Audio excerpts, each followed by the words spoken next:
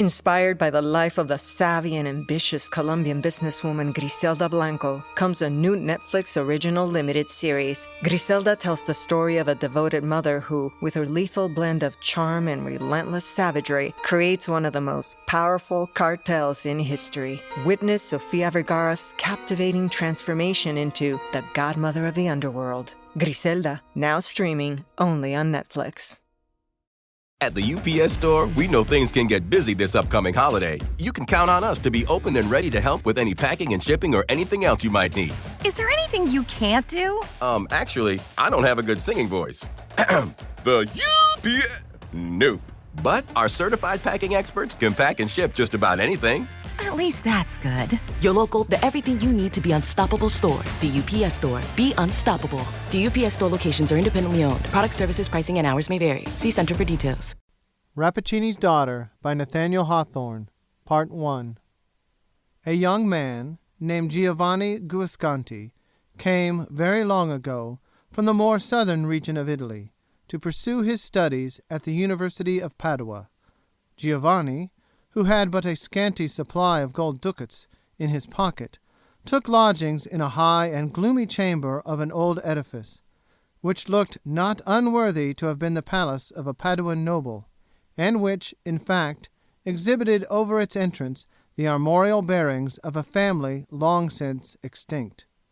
The young stranger, who was not unstudied in the great poem of his country, recollected that one of the ancestors of this family, and perhaps an occupant of this very mansion, had been pictured by Dante as a partaker of the immortal agonies of his Inferno. These reminiscences and associations, together with the tendency to heartbreak natural to a young man for the first time out of his native sphere, caused Giovanni to sigh heavily as he looked around the desolate and ill-furnished apartment. "Holy Virgin, Signor!" cried old Dame Lisabetta, who, won by the youth's remarkable beauty of person, was kindly endeavouring to give the chamber a habitable air. "What a sigh was that to come out of a young man's heart! Do you find this old mansion gloomy? For the love of heaven, then, put your head out of the window, and you will see as bright sunshine as you have left in Naples." Guasconti mechanically did as the old woman advised, but could not quite agree with her that the Lombard sunshine was as cheerful as that of southern Italy. Such as it was, however, it fell upon a garden beneath the window, and expended its fostering influences on a variety of plants, which seemed to have been cultivated with exceeding care. "Does this garden belong to the house?" asked Giovanni. "Heaven forbid, signor, unless it were fruitful of better potherbs than any that grow there now," answered old Lisabetta. "No, that garden is cultivated by the own hands of Signor Giacomo Rappaccini, the famous doctor, who, I warrant him, has been heard of as far as Naples. It is said he distills these plants into medicines that are as potent as a charm. Oftentimes you may see the Signor Doctor at work, and perchance the Signora his daughter, too, gathering the strange flowers that grow in the garden." The old woman had now done what she could for the aspect of the chamber, and, commending the young man to the protection of the saints, took her departure. Giovanni still found no better occupation than to look down into the garden below his window. From its appearance, he judged it to be one of those botanic gardens, which were of earlier date in Padua than elsewhere in Italy, or in the world. Or, not improbably, it might once have been the pleasure place of an opulent family, for there was the ruin of a marble fountain in the centre, sculptured with rare art, but so woefully shattered that it was impossible to trace the original design from the chaos of remaining fragments. The water, however, continued to gush and sparkle into the sunbeams as cheerfully as ever. A little gurgling sound ascended to the young man's window, and made him feel as if a fountain were an immortal spirit, that sung its song unceasingly, and without heeding the vicissitudes around it, while one century embodied it in marble, and another scattered the perishable garniture on the soil. All about the pool, into which the water subsided, grew various plants, that seemed to require a plentiful supply of moisture for the nourishment of gigantic leaves, and, in some instances, flowers gorgeously magnificent. There was one shrub in particular, set in a marble vase in the midst of the pool, that bore a profusion of purple blossoms, each of which had the luster and richness of a gem, and the whole together made a show so resplendent that it seemed enough to illuminate the garden, even had there been no sunshine. Every portion of the soil was peopled with plants and herbs, which, if less beautiful, still bore tokens of assiduous care, as if all had their individual virtues, known to the scientific mind that fostered them. Some were placed in urns, rich with old carving, and others in common garden pots. Some crept serpent-like along the ground, or climbed on high, using whatever means of ascent was offered them. One plant had wreathed itself round a statue of Vertumnus, which was thus quite veiled and shrouded in a drapery of hanging foliage, so happily arranged that it might have served a sculptor for a study. While Giovanni stood at the window, he heard a rustling behind a screen of leaves, and became aware that a person was at work in the garden. His figure soon emerged into view, and showed itself to be that of no common labourer, but a tall, emaciated, sallow, and sickly-looking man, dressed in a scholar's garb of black. He was beyond the middle term of life, with grey hair, a thin grey beard, and a face singularly marked with intellect and cultivation, but which could never, even in his more youthful days, have expressed much warmth of heart. Nothing could exceed the intentness with which this scientific gardener examined every shrub which grew in his path. It seemed as if he was looking into their inmost nature, making observations in regard to their creative essence, and discovering why one leaf grew in this shape, and another in that, and wherefore such and such flowers differed among themselves in hue and perfume. Nevertheless, in spite of the deep intelligence on his part, there was no approach to intimacy between himself and these vegetable existences. On the contrary, he avoided their actual touch, or the direct inhaling of their odors, with a caution that impressed Giovanni most disagreeably, for the man's demeanor was that of one walking among malignant influences, such as savage beasts, or deadly snakes, or evil spirits, which, should he allow them one moment of license, would wreak upon him some terrible fatality. It was strangely frightful to the young man's imagination to see this air of insecurity in a person cultivating a garden, that most simple and innocent of human toils, and which had been alike the joy and labor of the unfallen parents of the race. Was this garden, then, the Eden of the present world? And this man, with such a perception of harm in what his own hands caused to grow, was he the Adam?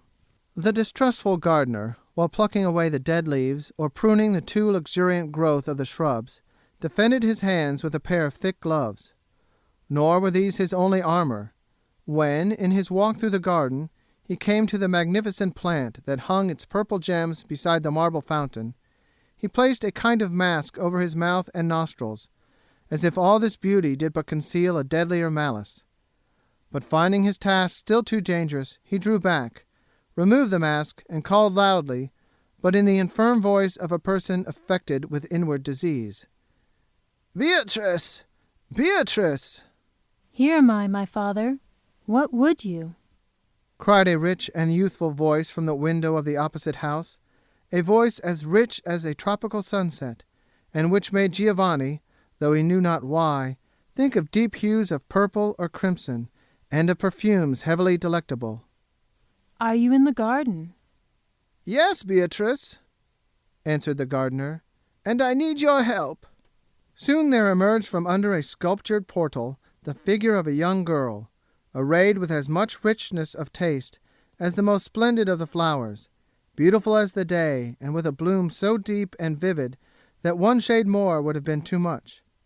She looked redundant with life, health, and energy, all of which attributes were bound down and compressed, as it were, and girdled tensely in their luxuriance by her virgin zone.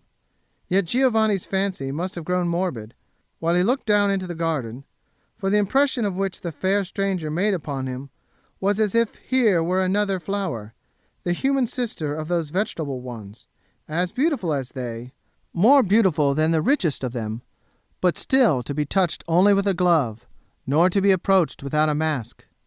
As Beatrice came down the garden path, It was observable that she handled and inhaled the odor of several of the plants, which her father had most sedulously avoided. "Here, Beatrice," said the latter, "see how the many needful offices require to be done to our chief treasure. Yet, shattered as I am, my life might pay the penalty of approaching it so closely as circumstances demand. Henceforth, I fear this plant must be consigned to your sole charge." "And gladly will I undertake it," cried again the rich tones of the young lady, as she bent towards the magnificent plant, and opened her arms as if to embrace it. "Yes, my sister, my splendor, it shall be Beatrice's task to nurse and serve thee, and thou shalt reward her with thy kisses and perfume breath, which to her is as the breath of life." Then, with all the tenderness in her manner that was so strikingly expressed in her words, she busied herself with such attentions as the plant seemed to require, and Giovanni, at his lofty window, rubbed his eyes, and almost doubted whether it were a girl tending her favorite flower, or one sister performing the duties of affection to another. The scene soon terminated. Whether Dr. Rappaccini had finished his labors in the garden, or that his watchful eye had caught the stranger's face, he now took his daughter's arm and retired. Night was already closing in. Oppressive exhalations seemed to proceed from the plants and steal upward past the open window, and Giovanni, closing the lattice, went to his couch, and dreamed of a rich flower and a beautiful girl. Flower and maiden were different and yet the same, and fraught with some strange peril in either shape. But there is an influence in the light of morning that tends to rectify whatever errors of fancy, or even of judgment, we may have incurred during the sun's decline, or among the shadows of the night, or in the less wholesome glow of moonshine. Giovanni's first movement on starting from sleep was to throw open the window and gaze down into the garden which his dreams had made so fertile of mysteries. He was surprised and a little ashamed to find how real and matter-of-fact an affair it proved to be, in the first rays of the sun, which gilded the dewdrops that hung upon leaf and blossom, and, while giving a brighter beauty to each rare flower, brought everything within the limits of ordinary experience. The young man rejoiced that, in the heart of the barren city, he had the privilege of overlooking this spot of lovely and luxuriant vegetation. It would serve, he said to himself, as a symbolic language to keep him in communion with nature. Neither the sickly nor thought-worn Dr. Giacomo Rappaccini, it is true, nor his brilliant daughter were now visible, so that Giovanni could not determine how much of the singularity which he attributed to both was due to their own qualities, and how much to his wonder-working fancy. But he was inclined to take a most rational view of the whole matter. In the course of the day he paid his respects to Signor Pietro Baglioni, professor of medicine in the university, a physician of eminent repute, to whom Giovanni had brought a letter of introduction. The professor was an elderly personage, apparently of genial nature and habits that might almost be called jovial. He kept the young man to dinner, and made himself very agreeable by the freedom and liveliness of his conversation, especially when warmed by a flask or two of Tuscan wine. Giovanni, conceiving that men of science, inhabitants of the same city, must needs be on familiar terms with one another, took an opportunity to mention the name of Dr. Rappaccini, but the professor did not respond with so much cordiality as he had anticipated. "Ill would it become a teacher of the divine art of medicine," said Professor Pietro Baglioni, in an answer to a question of Giovanni, "to withhold due and well-considered praise of a physician so eminently skilled as Rappaccini. But, on the other hand, I should answer it but scantily to my conscience were I to permit a worthy youth like yourself, Signor Giovanni, the son of an ancient friend, to imbibe erroneous ideas respecting a man who might hereafter chance to hold your life and death in his hands. The truth is, our worshipful Dr. Rappaccini has as much science as any member of the faculty, with perhaps one single exception, in Padua or all Italy. But there are certain grave objections to his professional character." "And what are they?" asked the young man. "Has my friend Giovanni any disease of body or heart, that he is so inquisitive about physicians?" said the professor with a smile. "But as for Rappaccini, it is said of him, and I, who know the man well, can answer for its truth, that he cares infinitely more for science than for mankind. His patients are interesting to him only as subjects for some new experiment. He would sacrifice human life, his own among the rest, or whatever else was dearest to him, for the sake of adding so much as a grain of mustard seed to the great heap of his accumulated knowledge. "Methinks he is an awful man indeed," remarked Guasconti, mentally recalling the cold and purely intellectual aspect of Rappaccini. "And yet, worshipful professor, is it not a noble spirit?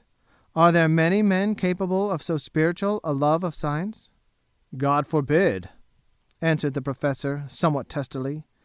"At least, unless they take sounder views of the healing art than those adopted by Rappaccini. It is his theory that all medicinal virtues are comprised within those substances which we term vegetable poisons.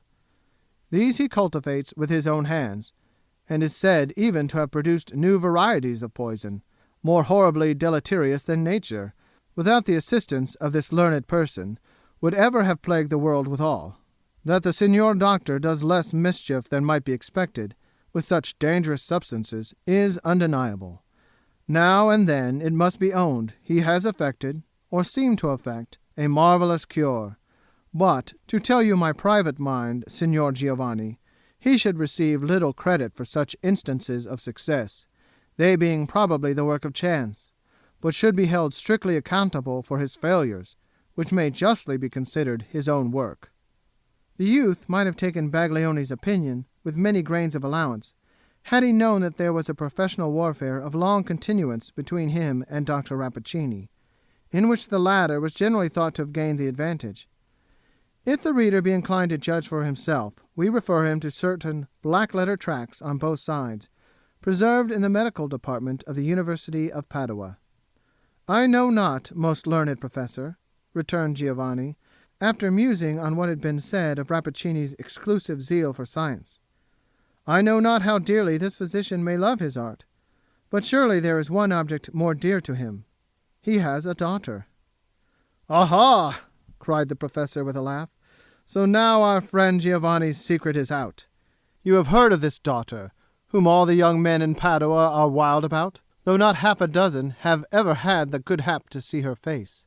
I know little of the Signora Beatrice, save that Rappaccini is said to have instructed her deeply in his science, and that, young and beautiful as fame reports her, she is already qualified to fill a professor's chair. Perchance her father destines her for mine. Other absurd rumours there be, not worth talking about, or listening to. So now, Signor Giovanni, drink off your glass of lacrima." Guasconti returned to his lodging, somewhat heated with the wine he had quaffed, and which caused his brain to swim with strange fantasies in reference to Dr. Rappaccini and the beautiful Beatrice. On his way, happening to pass by a florist, he bought a fresh bouquet of flowers. Ascending to his chamber, he seated himself near the window, but within the shadow thrown by the depth of the wall, so that he could look down into the garden with little risk of being discovered. All beneath his eye was a solitude. The strange plants were basking in the sunshine, and now and then nodding gently to one another, as if in acknowledgment of sympathy and kindred. In the midst, by the shattered fountain, grew the magnificent shrub, with its purple gems clustering all over it. They glowed in the air, and gleamed back again out of the depths of the pool, which thus seemed to overflow with colored radiance from the rich reflection that was steeped in it. At first, as we have said, the garden was a solitude. Soon, however, as Giovanni had half hoped, half feared would be the case, a figure appeared beneath the antique sculptured portal, and came down between the rows of plants, inhaling their various perfumes, as if she were one of those beings of old classic fable that lived upon sweet odours. On again beholding Beatrice, the young man was even startled to perceive how much her beauty exceeded his recollection of it. So brilliant, so vivid in its character, that she glowed amid the sunlight, and, as Giovanni whispered to himself, positively illuminated the more shadowy intervals of the garden path. Her face, being now more revealed than on the former occasion, he was struck by its expression of simplicity and sweetness, qualities that had not entered into his idea of her character, and which made him ask anew what manner of mortal she might be. Nor did he fail again to observe, or imagine, an analogy between the beautiful girl and the gorgeous shrub that hung its gem-like flowers over the fountain, a resemblance which Beatrice seemed to have indulged a fantastic humor in heightening, both by the arrangement of her dress and the selection of its hues. Approaching the shrub, she threw open her arms as with a passionate ardor, and drew its branches into an intimate embrace, so intimate that her features were hidden in its leafy bosom, and her glistening ringlets all intermingled with the flowers. "Give me thy breath, my sister," exclaimed Beatrice, "for I am faint with common air, and give me this flower of thine, which I separate with gentlest fingers from the stem, and place it close beside my heart." With these words, the beautiful daughter of Rappaccini plucked one of the richest blossoms of the shrub, and was about to fasten it in her bosom. But now, unless Giovanni's draughts of wine had bewildered his senses, a singular incident occurred. A small, orange-colored reptile, of the lizard or chameleon species, chanced to be creeping along the path, just at the feet of Beatrice. It appeared to Giovanni, but, at the distance from which he gazed, he could scarcely have seen anything so minute. It appeared to him, however, that a drop or two of moisture from the broken stem of the flower descended upon the lizard's head. For an instant the reptile contorted itself violently, and then lay motionless in the sunshine. Beatrice observed this remarkable phenomenon, and crossed herself sadly, but without surprise, nor did she therefore hesitate to arrange the fatal flower in her bosom. There it blushed, and almost glimmered with the dazzling effect of a precious stone, adding to her dress and aspect the one appropriate charm, which nothing else in the world could have supplied. But Giovanni, out of the shadow of his window, bent forward and shrank back, and murmured and trembled. "Am I awake? Have I my senses?" he said to himself. "What is this being? Beautiful, shall I call her? Or inexpressibly terrible?" Beatrice now strayed carelessly through the garden, approaching closer beneath Giovanni's window, so that he was compelled to thrust his head quite out of its concealment in order to gratify the intense and painful curiosity which she excited. At this moment there came a beautiful insect over the garden wall.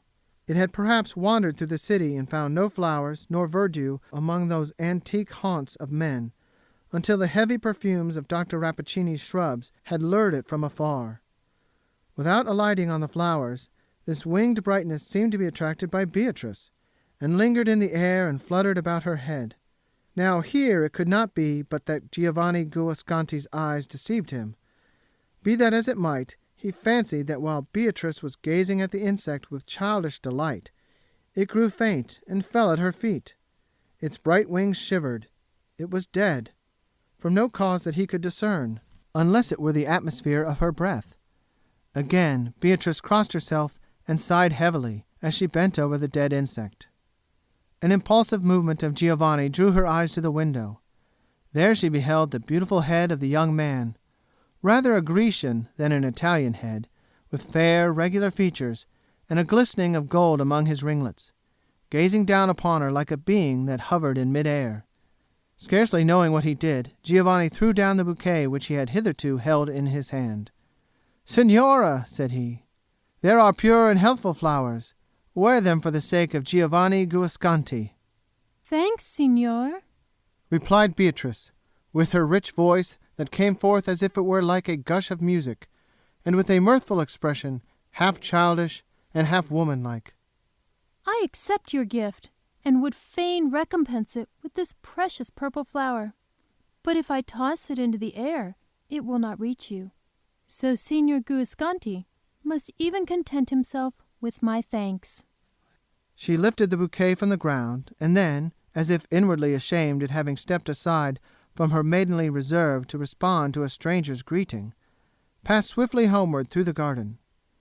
But, few as the moments were, it seemed to Giovanni, when she was on the point of vanishing beneath the sculptured portal, that his beautiful bouquet was already beginning to wither in her grasp. It was an idle thought. There could be no possibility of distinguishing a faded flower from a fresh one at so great a distance. End of Part 1. Recording by Brett Downey. Rappaccini's Daughter by Nathaniel Hawthorne. Part 2. For many days after this incident, the young man avoided the window that looked into Dr. Rappaccini's garden, as if something ugly and monstrous would have blasted his eyesight had he been betrayed into a glance. He felt conscious of having put himself, to a certain extent, within the influence of an unintelligible power, by the communication which he had opened with Beatrice. The wisest course would have been, if his heart were in any real danger, to quit his lodgings and Padua itself at once. The next wiser, to have accustomed himself, as far as possible, to the familiar and daylight view of Beatrice, thus bringing her rigidly and systematically within the limits of ordinary experience. Least of all, while avoiding her sight, should Giovanni have remained so near this extraordinary being, that the proximity and possibility even of intercourse should give a kind of substance and reality to the wild vagaries which his imagination ran riot continually in producing. Guasconti had not a deep heart, or at all events its depths were not sounded now, but he had a quick fancy, and an ardent southern temperament, which rose every instant to a higher fever pitch. Whether or no Beatrice possessed those terrible attributes, that fatal breath, the affinity with those so beautiful and deadly flowers, which were indicated by what Giovanni had witnessed, she had at least instilled a fierce and subtle poison into his system.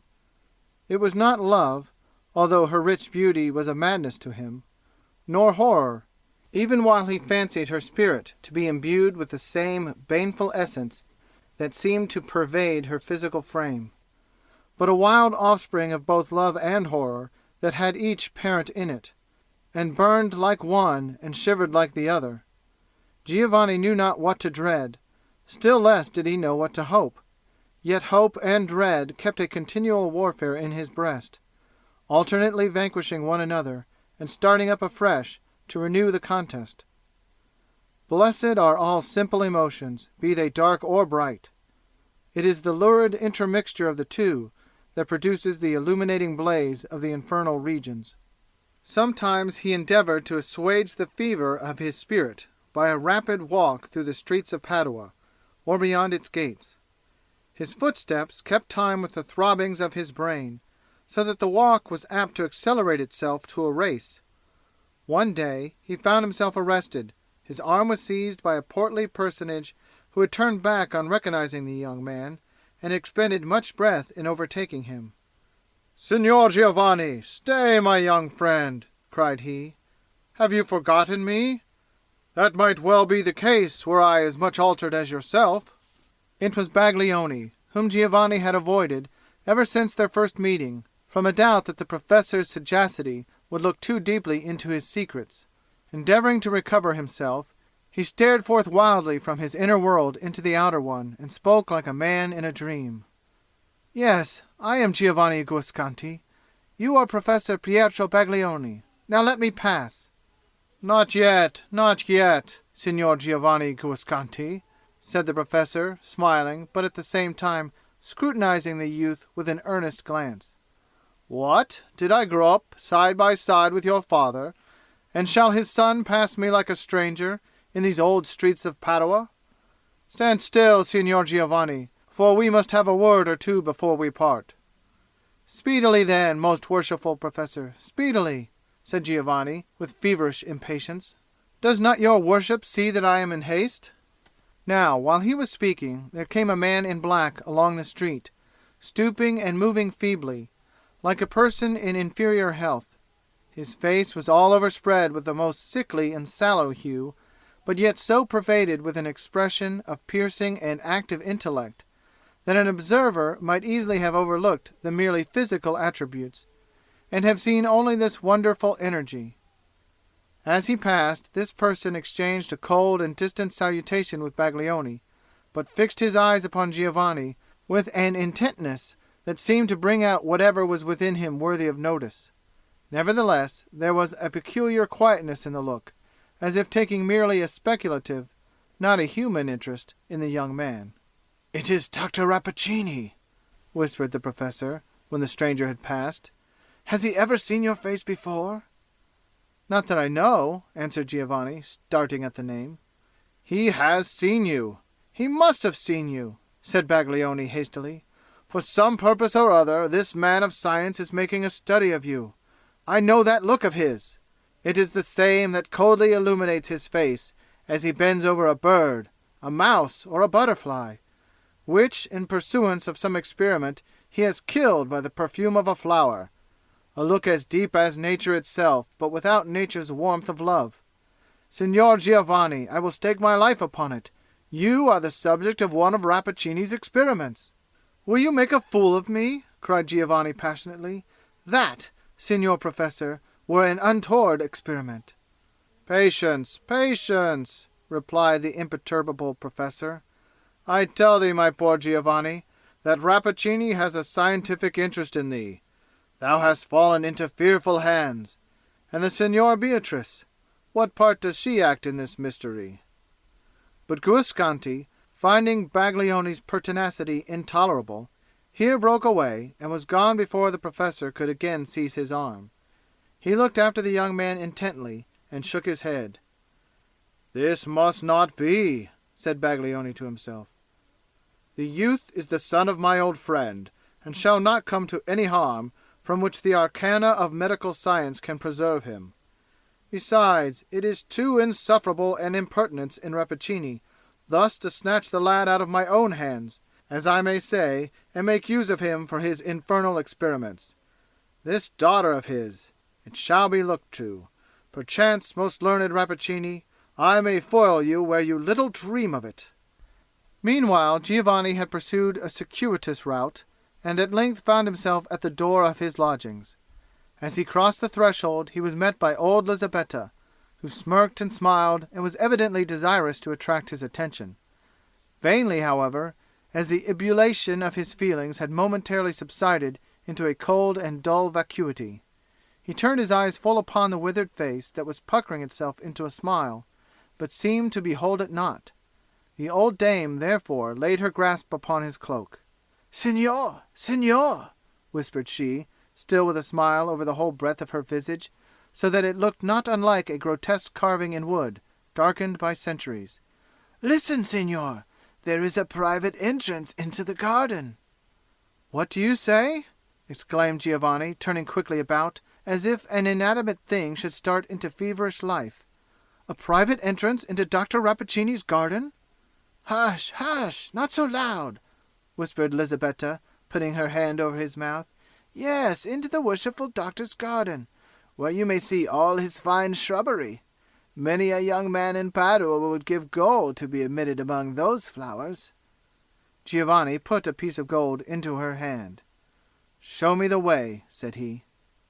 A surmise, probably excited by his conversation with Baglioni, crossed his mind that this interposition of old Lisabetta might perchance be connected with the intrigue, whatever were its nature, in which the professor seemed to suppose that Dr. Rappaccini was involving him.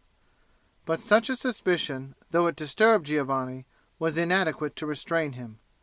The instant he was aware of the possibility of approaching Beatrice, it seemed an absolute necessity of his existence to do so. It mattered not whether she were angel or demon, he was irrevocably within her sphere and must obey the law that whirled him onward, in ever-lessening circles, towards a result which he did not attempt to foreshadow. And yet, strange to say, there came across him a sudden doubt whether this intense interest on his part were not delusory, whether it were really of so deep and positive a nature as to justify him in now thrusting himself into an incalculable position, whether it were not merely the fantasy of a young man's brain, only slightly, or not at all, connected with his heart. He paused, hesitated, turned half about, but again went on. His withered guide led him along several obscure passages, and finally undid a door, through which, as it was opened, there came the sight and sound of rustling leaves, with the broken sunshine glimmering among them. Giovanni stepped forth, and forcing himself through the entanglement of a shrub that wreathed its tendrils over the hidden entrance, he stood beneath his own window, in the open area of Dr. Rappaccini's garden. How often is it the case that, when impossibilities have come to pass, and dreams have condensed their misty substance into tangible realities, we find ourselves calm, and even coldly self-possessed, amid circumstances which it would have been a delirium of joy or agony to anticipate. Fate delights to thwart us thus. Passion will choose his own time to rush upon the scene, and lingers sluggishly behind when an appropriate adjustment of events would seem to summon his appearance. So was it now with Giovanni. Day after day his pulses had throbbed with feverish blood at the improbable idea of an interview with Beatrice, and of standing with her face to face in this very garden, basking in the oriental sunshine of her beauty, and snatching from her full gaze the mystery which he deemed the riddle of his own existence. But now there was a singular and untimely equanimity within his breast. He threw a glance around the garden to discover if Beatrice or her father were present, and, perceiving that he was alone, began a critical observation of the plants. The aspect of one and all of them dissatisfied him. Their gorgeousness seemed fierce, passionate, and even unnatural. There was hardly an individual shrub which a wanderer, straying by himself through a forest, would not have been startled to find growing wild, as if an unearthly face had glared at him out of the thicket. Several also would have shocked a delicate instinct by an appearance of artificialness, indicating that there had been such commixture, and as it were adultery of various vegetable species, that the production was no longer of God's making, but the monstrous offspring of man's depraved fancy, glowing with only an evil mockery of beauty. They were probably the result of experiment, which, in one or two cases, had succeeded in mingling plants individually lovely into a compound possessing the questionable and ominous character that distinguished the whole growth of the garden. In fine, Giovanni recognized but 2 or 3 plants in the collection, and those of a kind that he knew well to be poisonous. While busy with these contemplations, he heard the rustling of a silken garment, and turning, beheld Beatrice emerging from beneath the sculptured portal. Giovanni had not considered with himself what should be his deportment, whether he should apologize for his intrusion into the garden, or assume that he was there with the privity, at least, if not by the desire, of Dr. Rappaccini or his daughter. But Beatrice's manner placed him at his ease, though leaving him still in doubt by what agency he had gained admittance. She came lightly along the path, and met him near the broken fountain. There was surprise in her face, but brightened by a simple and kind expression of pleasure. "You are a connoisseur in flowers, signor," said Beatrice, with a smile, alluding to the bouquet which he had flung her from the window. "It is no marvel, therefore, if the sight of my father's rare collection has tempted you to take a nearer view. If he were here, he could tell you many strange and interesting facts as to the nature and habits of these shrubs, for he has spent a lifetime in such studies, and this garden is his world." "And yourself, lady," observed Giovanni, "if fame says true, you, likewise, are deeply skilled in the virtues indicated by these rich blossoms and these spicy perfumes. Would you deign to be my instructress? I should prove an apter scholar than under Signor Rappaccini himself." "Are there such idle rumors?" asked Beatrice, with the music of a pleasant laugh. "Do people say I am skilled in my father's science of plants? What a jest is there! No, though I have grown up among these flowers, I know no more of them than their hues and perfume. And sometimes methinks I would fain rid myself of even that small knowledge. There are many flowers here, and those not the least brilliant that shock and offend me when they meet my eye. But pray, signor, do not believe these stories about my science. Believe nothing of me save what you see with your own eyes." "And must I believe all that I have seen with my own eyes?" asked Giovanni pointedly, while the recollection of former scenes made him shrink. "No, signora, you demand too little of me. Bid me believe nothing save what comes from your own lips." It would appear that Beatrice understood him. There came a deep flush to her cheek, but she looked full into Giovanni's eyes, and responded to his gaze of uneasy suspicion with a queen-like haughtiness.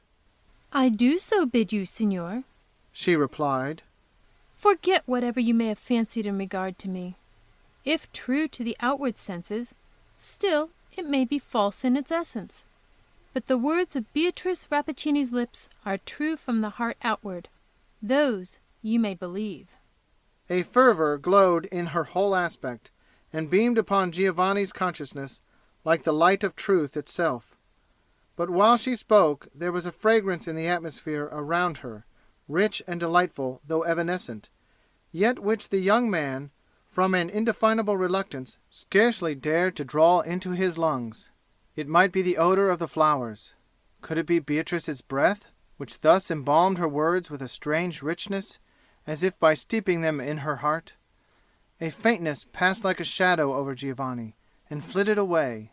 He seemed to gaze through the beautiful girl's eyes into her transparent soul, and felt no more doubt or fear. The tinge of passion that had colored Beatrice's manner vanished. She became gay, and appeared to derive a pure delight from her communion with the youth, not unlike what the maiden of a lonely island might have felt, conversing with a voyager from the civilized world. Evidently her experience of life had been confined within the limits of that garden. She talked now about matters as simple as the daylight or summer clouds, and now asked questions in reference to the city, or Giovanni's distant home, his friends, his mother, and his sisters. Questions indicating such seclusion, and such lack of familiarity with modes and forms, that Giovanni responded as if to an infant. Her spirit gushed out before him like a fresh rill, that was just catching its first glimpse of the sunlight, and wondering at the reflections of earth and sky which were flung into its bosom. There came thoughts, too, from a deep source, and fantasies of a gem-like brilliancy, as if diamonds and rubies sparkled upward among the bubbles of the fountain. Ever and anon there gleamed across the young man's mind a sense of wonder, that he should be walking side by side with the being who had so wrought upon his imagination, whom he had idealized in such hues of terror, in whom he had positively witnessed such manifestations of dreadful attributes, that he should be conversing with Beatrice like a brother, and should find her so human and so maidenlike. But such reflections were only momentary.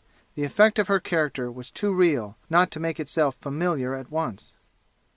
In this free intercourse they had strayed through the garden, and now, after many turns among its avenues, were come to the shattered fountain, beside which grew the magnificent shrub with its treasury of glowing blossoms. A fragrance was diffused from it, which Giovanni recognized as identical with that which he had attributed to Beatrice's breath, but incomparably more powerful. As her eyes fell upon it, Giovanni beheld her press her hand to her bosom, as if her heart were throbbing suddenly and painfully. For the first time in my life, murmured she, addressing the shrub, I had forgotten thee. I remember, Signora, said Giovanni, that you once promised to reward me with one of these living gems for the bouquet which I had the happy boldness to fling at your feet. Permit me now to pluck it as a memorial of this interview. He made a step towards the shrub, with extended hand, but Beatrice darted forward, uttering a shriek that went through his heart like a dagger. She caught his hand and drew it back with the whole force of her slender figure. Giovanni felt her touch thrilling through his fibers. Touch it not! Exclaimed she in a voice of agony. Not for thy life! It is fatal! Then, hiding her face, she fled from him and vanished beneath the sculptured portal. As Giovanni followed her with his eyes, he beheld the emaciated figure and pale intelligence of Dr. Rappaccini, who had been watching the scene, he knew not how long, within the shadow of the entrance. No sooner was Guasconti alone in his chamber than the image of Beatrice came back to his passionate musings, invested with all the witchery that had been gathering around it ever since his first glimpse of her, and now likewise imbued with a tender warmth of girlish womanhood. She was human. Her nature was endowed with all gentle and feminine qualities. She was worthiest to be worshipped. She was capable, surely, on her part, of the height and heroism of love. Those tokens, which he had hitherto considered as proofs of a frightful peculiarity in her physical and moral system, were now either forgotten, or, by the subtle sophistry of passion, transmuted into a golden crown of enchantment, rendering Beatrice the more admirable, by so much as she was the more unique. Whatever had looked ugly was now beautiful, or, if incapable of such a change, it stole away and hid itself among those shapeless half-ideas, which throng the dim region beyond the daylight of our perfect consciousness. Thus did Giovanni spend the night, nor fell asleep until the dawn had begun to awake the slumbering flowers in Dr. Rappaccini's garden, whither his dreams doubtless led him. Up rose the sun in his due season, and flinging his beams upon the young man's eyelids, awoke him to a sense of pain. When thoroughly aroused, he became sensible of a burning and tingling agony in his hand, in his right hand, the very hand which Beatrice had grasped in her own, when he was on the point of plucking one of the gem-like flowers. On the back of that hand there was now a purple print, like that of 4 small fingers, and the likeness of a slender thumb upon his wrist. Oh, how stubbornly does love, or even that cunning semblance of love which flourishes in the imagination, but strikes no depth of root into the heart, how stubbornly does it hold its faith, until the moment come when it is doomed to vanish into thin mist. Giovanni wrapped a handkerchief about his hand, and wondered what evil thing had stung him, and soon forgot his pain in a reverie of Beatrice. After the first interview, a second was in the inevitable course of what we call fate. A third, a fourth, and a meeting with Beatrice in the garden was no longer an incident in Giovanni's daily life, but the whole space in which he might be said to live, for the anticipation and memory of that ecstatic hour made up the remainder. Nor was it otherwise with the daughter of Rappaccini.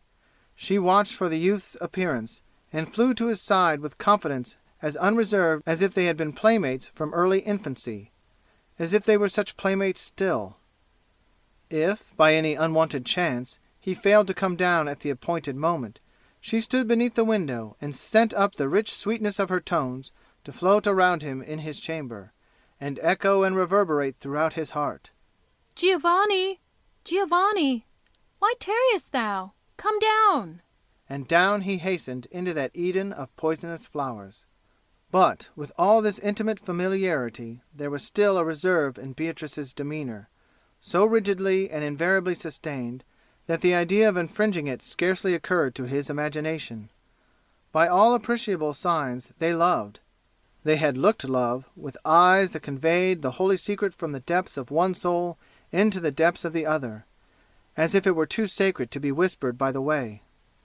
They had even spoken love, in those gushes of passion when their spirits darted forth in articulated breath, like tongues of long-hidden flame, and yet there had been no seal of lips, no clasp of hands, nor any slightest caress, such as love claims and hallows.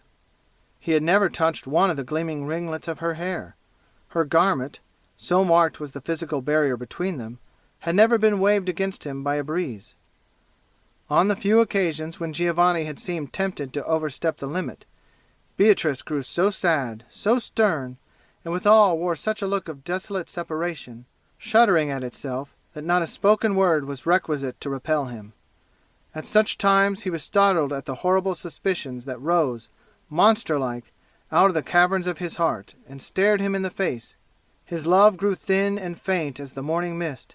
His doubts alone had substance. But when Beatrice's face brightened again, after the momentary shadow, she was transformed at once from the mysterious, questionable being whom he had watched with so much awe and horror. She was now the beautiful and unsophisticated girl, whom he felt that his spirit knew with a certainty beyond all other knowledge. A considerable time had now passed since Giovanni's last meeting with Baglioni. One morning, however, he was disagreeably surprised by a visit from the professor, whom he had scarcely thought of for whole weeks, and would willingly have forgotten still longer. Given up, as he had long been, to a pervading excitement, he could tolerate no companions except under condition of their perfect sympathy with his present state of feeling. Such sympathy was not to be expected from Professor Baglioni. The visitor chatted carelessly, for a few moments, about the gossip of the city and the university, and then took up another topic. "I have been reading an old classic author lately," said he, "and met with a story that strangely interested me. Possibly you may remember it. It is of an Indian prince who sent a beautiful woman as a present to Alexander the Great. She was as lovely as the dawn, and gorgeous as the sunset, but what especially distinguished her was a certain rich perfume in her breath, richer than a garden of Persian roses. Alexander, as was natural to a youthful conqueror, fell in love at first sight with this magnificent stranger. But a certain sage physician, happening to be present, discovered a terrible secret in regard to her. "And what was that?" asked Giovanni, turning his eyes downward to avoid those of the professor. "That this lovely woman," continued Baglioni with emphasis, "had been nourished with poisons from her birth upward, until her whole nature was so imbued with them that she herself had become the deadliest poison in existence. Poison was her element of life. With that rich perfume of her breath she blasted the very air. Her love would have been poison, her embrace death. Is this not a marvelous tale?" "A childish tale," answered Giovanni, nervously starting from his chair. "I marvel how your worship finds time to read such nonsense among your graver studies." "By the by," said the professor, looking uneasily about him, "what singular fragrance is this in your apartment? Is it the perfume of your gloves? It is faint, but delicious, and yet, after all, by no means agreeable. Were I to breathe it long, methinks it would make me ill. It is like the breath of a flower, but I see no flowers in the chamber." "Nor are there any," replied Giovanni, who had turned pale as the professor spoke. "Nor, I think, is there any fragrance except in your worship's imagination. Odors, being a sort of element combined of the sensual and the spiritual, are apt to deceive us in this manner. The recollection of a perfume, the bare idea of it, may easily be mistaken for a present reality." "Aye, but my sober imagination does not often play such tricks," said Baglioni. "And were I to fancy any kind of odor, it would be that of some vile apothecary drug, wherewith my fingers are likely enough to be imbued. Our worshipful friend Rappaccini, as I have heard, tinctures his medicaments with odors richer than those of Araby. Doubtless, likewise, the fair and learned Signora Beatrice would minister to her patients with draughts as sweet as a maiden's breath. But woe to him that sips them." Giovanni's face evinced many contending emotions. The tone in which the professor alluded to the pure and lovely daughter of Rappaccini was a torture to his soul, and yet the intimation of a view of her character, opposite to his own, gave instantaneous distinctness to 1,000 dim suspicions, which now grinned at him like so many demons. But he strove hard to quell them, and to respond to Baglioni with a true lover's perfect faith. "Signor Professor," said he, "you were my father's friend. Perchance, too, it is your purpose to act a friendly part towards his son. I would fain feel nothing towards you save respect and deference. But I pray you observe, Signor, that there is one subject on which we must not speak. You know not the Signora Beatrice. You cannot, therefore, estimate the wrong, the blasphemy, I may even say, that is offered to her character by a light or injurious word." "Giovanni, my poor Giovanni," answered the professor with a calm expression of pity. "I know this wretched girl far better than yourself. You shall hear the truth in respect to the poisoner Rappaccini and his poisonous daughter. Yes, poisonous as she is beautiful. Listen, for even should you do violence to my grey hairs it shall not silence me. That old fable of the Indian woman has become a truth, by the deep and deadly science of Rappaccini, and in the person of the lovely Beatrice." Giovanni groaned and hid his face. "Her father," continued Baglioni, "was not restrained from natural affection from offering up his child in this horrible manner as the victim of his insane zeal for science. For, let us do him justice, he is as true a man of science as ever distilled his own heart in an alembic.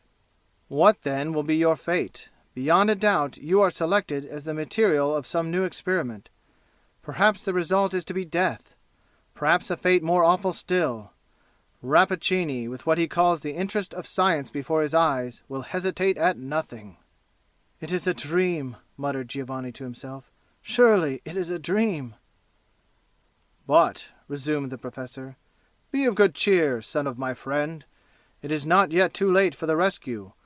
Possibly we may even succeed in bringing back this miserable child within the limits of ordinary nature, from which her father's madness has estranged her.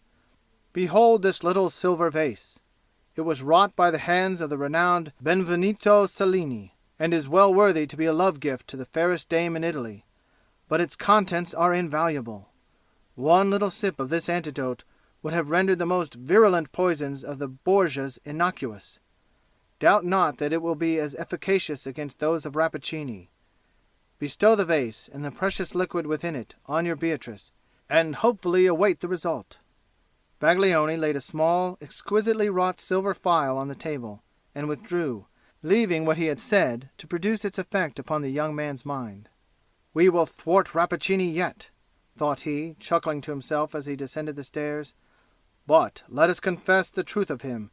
He is a wonderful man indeed. A vile empiric, however, in his practice, and therefore not to be tolerated by those who respect the good old rules of the medical profession." End of Part 2. Recording by Brett Downey. Part 3 of Rappaccini's Daughter. Recording by Brett Downey. Throughout Giovanni's whole acquaintance with Beatrice, he had occasionally, as we have said, been haunted by dark surmises as to her character. Yet, so thoroughly had she made herself felt by him as a simple, natural, most affectionate and guileless creature, that the image now held up by Professor Baglioni looked as strange and incredible as if it were not in accordance with his own original conception. True, there were ugly recollections connected with his first glimpses of the beautiful girl. He could not quite forget the bouquet that withered in her grasp, and the insect that perished amid the sunny air, by no ostensible agency save the fragrance of her breath. These incidents, however, dissolving in the pure light of her character, had no longer the efficacy of facts, but were acknowledged as mistaken fantasies, by whatever testimony of the senses they might appear to be substantiated. There is something truer and more real than what we can see with the eyes and touch with the finger. On such better evidence Giovanni founded his confidence in Beatrice, though rather by the necessary force of her high attributes than by any deep and generous faith on his part. But, now, his spirit was incapable of sustaining itself at the height to which the early enthusiasm of passion had exalted it. He fell down, grovelling among earthly doubts, and defiled therewith the pure whiteness of Beatrice's image. Not that he gave her up. He did but distrust. He resolved to institute some decisive test that should satisfy him, once for all, whether there were those dreadful peculiarities in her physical nature which could not be supposed to exist without some corresponding monstrosity of soul. His eyes, gazing down afar, might have deceived him as to the lizard, the insect, and the flowers. But if he could witness, at the distance of a few paces, the sudden blight of one fresh and healthful flower in Beatrice's hand, there would be room for no further question. With this idea he hastened to the florist, and purchased a bouquet that was still gemmed with the morning dewdrops. It was now the customary hour of his daily interview with Beatrice. Before descending into the garden, Giovanni failed not to look at his figure in the mirror.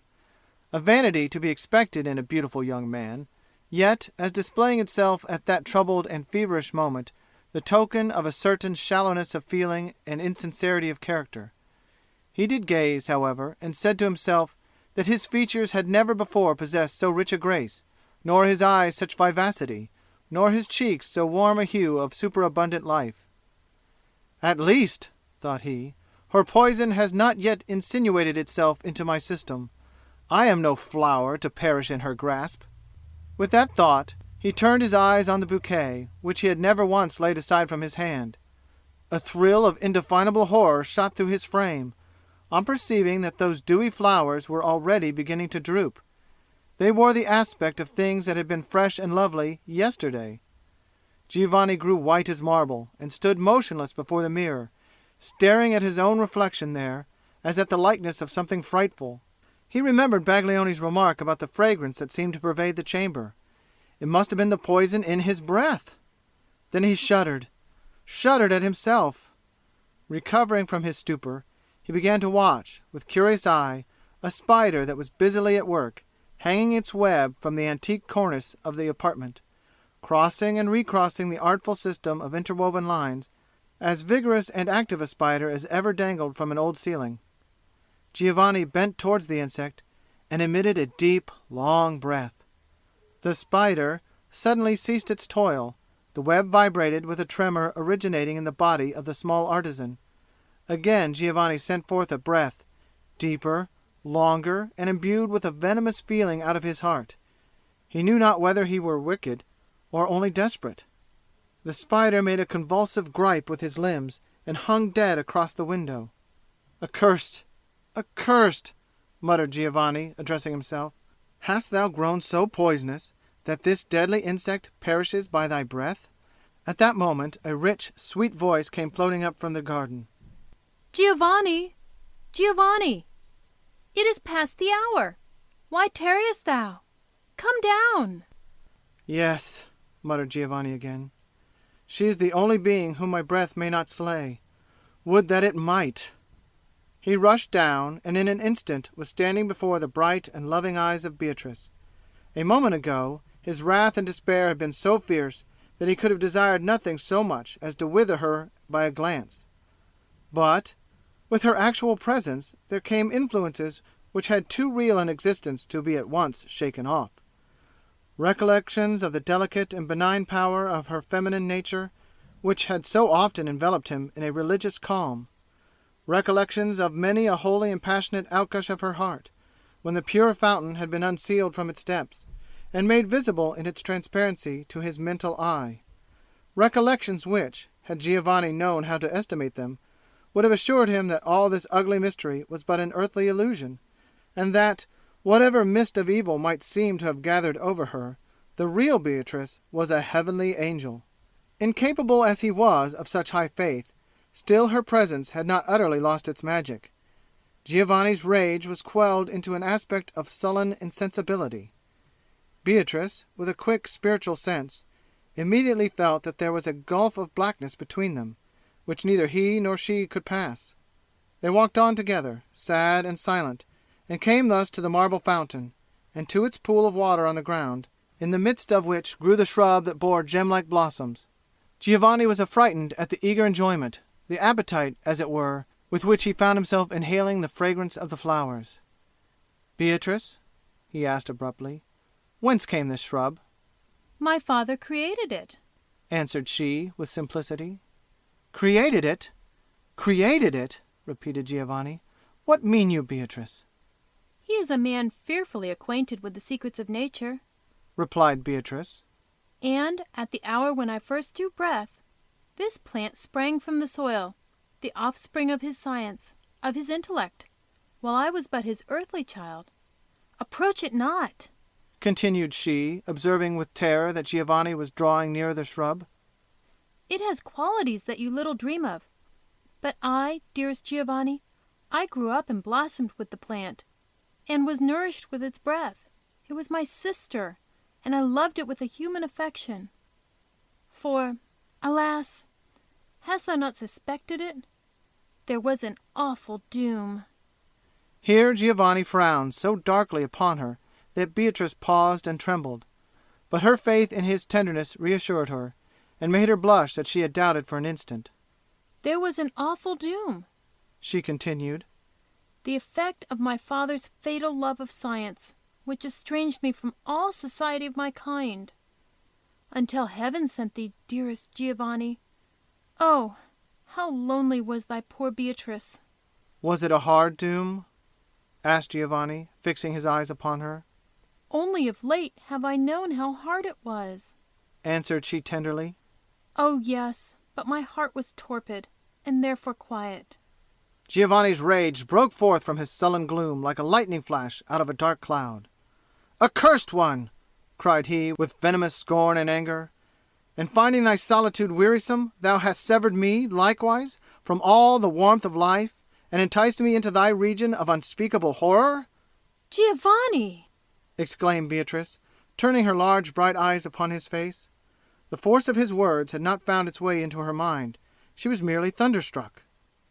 "Yes, poisonous thing!" repeated Giovanni, beside himself with passion. "Thou hast done it! Thou hast blasted me! Thou hast filled my veins with a poison! Thou hast made me as hateful, as ugly, as loathsome and deadly a creature as thyself! A world's wonder of hideous monstrosity! Now, if our breath be happily as fatal to ourselves as to all others, let us join our lips in one kiss of unutterable hatred, and so die." "What has befallen me?" murmured Beatrice, with a low moan out of her heart. Holy Virgin, pity me, a poor heartbroken child. Thou? Dost thou pray? Cried Giovanni, still with the same fiendish scorn. Thy very prayers, as they come from thy lips, taint the atmosphere with death. Yes, yes, let us pray. Let us to church, and dip our fingers in the holy water at the portal. They that come after us will perish as by a pestilence. Let us sign crosses in the air. It will be scattering curses abroad in the likeness of holy symbols. Giovanni, said Beatrice calmly, for her grief was beyond passion. why dost thou join thyself with me thus in those terrible words? I, it is true, am the horrible thing thou namest me. But thou, what hast thou to do, save with one other shudder at my hideous misery, to go forth out of the garden, and mingle with thy race, and forget there ever crawled on earth such a monster as poor Beatrice? Dost thou pretend ignorance? Asked Giovanni, scowling upon her. Behold, this power have I gained from the pure daughter of Rappaccini. There was a swarm of summer insects flitting through the air, in search of the food promised by the flower odors of the fatal garden. They circled round Giovanni's head, and were evidently attracted towards him by the same influence which had drawn them, for an instant, within the sphere of several of the shrubs. He sent forth a breath among them, and smiled bitterly at Beatrice, as at least a score of the insects fell dead upon the ground. I see it! I see it! Shrieked Beatrice. It is my father's fatal science? No, no, Giovanni, it was not I. Never, never. I dreamed only to love thee, and to be with thee a little time, and so to let thee pass away, leaving but thine image in mine heart. For, Giovanni, believe it, though my body be nourished with poison, my spirit is God's creature, and craves love as its daily food. But my father, he has united us in this fearful sympathy. Yes, spurn me, tread upon me, kill me. Oh, what is death after such words as thine? But it was not I. Not for a world of bliss would I have done it. Giovanni's passion had exhausted itself in its outburst from his lips. There now came across him a sense, mournful, and not without tenderness, of the intimate and peculiar relationship between Beatrice and himself. They stood, as it were, in an utter solitude which would be made none the less solitary by the densest throng of human life. Ought not, then, the desert of humanity around them to press this insulated pair closer together? If they should be cruel to one another, who was there to be kind to them? Besides, thought Giovanni, might there not still be a hope of his returning within the limits of ordinary nature, and leading Beatrice, the redeemed Beatrice, by the hand? Oh, weak and selfish and unworthy spirit, that could dream of an earthly union and earthly happiness as possible, after such deep love had been so bitterly wronged, as was Beatrice's love by Giovanni's blighting words. No, no, there could be no such hope. She must pass heavily, with that broken heart, across the borders of time. She must bathe her hurts in some fount of paradise, and forget her grief in the light of immortality, and there be well. But Giovanni did not know it. "Dear Beatrice," said he, approaching her, while she shrank away, as always at his approach, but now with a different impulse. "Dearest Beatrice, our fate is not yet so desperate. Behold! There is a medicine, potent, as a wise physician has assured me, and almost divine in its efficacy. It is composed of ingredients the most opposite to those by which thy awful father has brought this calamity upon thee and me. It is distilled of blessed herbs. Shall we not quaff it together, and thus be purified from evil?" Give it me, said Beatrice, extending her hand to receive the little silver phial which Giovanni took from his bosom. She added, with a peculiar emphasis, I will drink, but do thou await the result. She put Baglioni's antidote to her lips, and at the same moment the figure of Rappaccini emerged from the portal, and came slowly towards the marble fountain. As he drew near, the pale man of science seemed to gaze with a triumphant expression at the beautiful youth and maiden, as might an artist who should spend his life in achieving a picture or a group of statuary, and finally be satisfied with his success. He paused, His bent form grew erect with conscious power. He spread out his hand over them, in the attitude of a father imploring a blessing upon his children. But those were the same hands that had thrown poison into the stream of their lives. Giovanni trembled.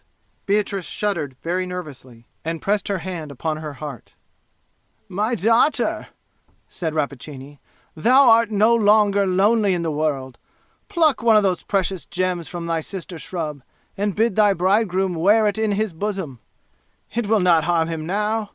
My science, and the sympathy between thee and him, have so wrought within his system, that he now stands apart from common men, as thou dost, daughter of my pride and triumph, from ordinary women.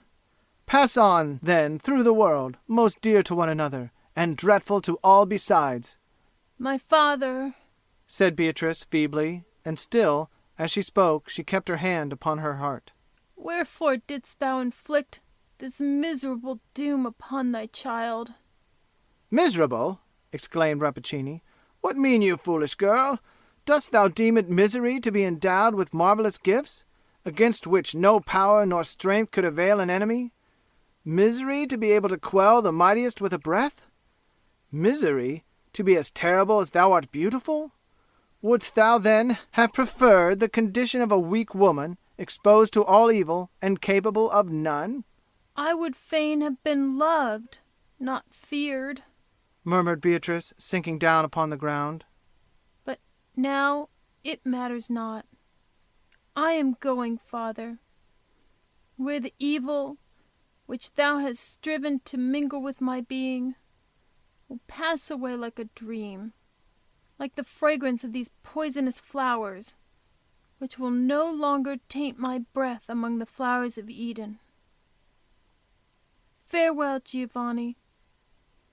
Thy words of hatred are like lead within my heart, but they, too, will fall away as I ascend.